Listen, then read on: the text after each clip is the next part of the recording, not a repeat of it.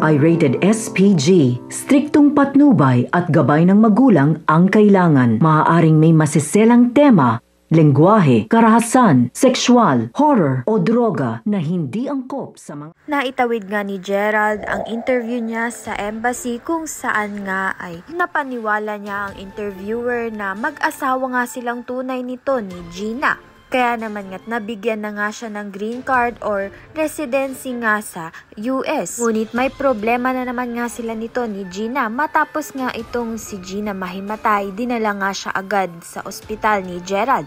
At dito na nga nalaman na buntis nga itong si Gina. Nagbunga na nga ang isang gabi nito ni Gerald at ni Gina na magkasama. Subalit sinisikreto pa nga muna nila ito sa magulang nga nito ni Gina.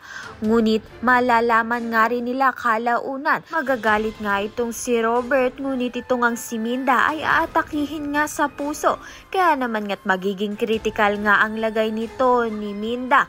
Ngayon nga'y inatake na naman nga siya sa puso. Sa kabilang banda naman nga, patuloy pa rin ang umaasa itong si Betsy na dadalhin nga siya nito ni Gerald sa US upang magkasama nga na sila. Ngunit nabuntis nga ni Gerald itong ang si Gina. Kaya naman nga't malalaman nga natin kung ano pang mangyayari. Kaya naman nga't yan at iba pa ang dapat natin pakaabangan. Maraming salamat sa iyong panonood.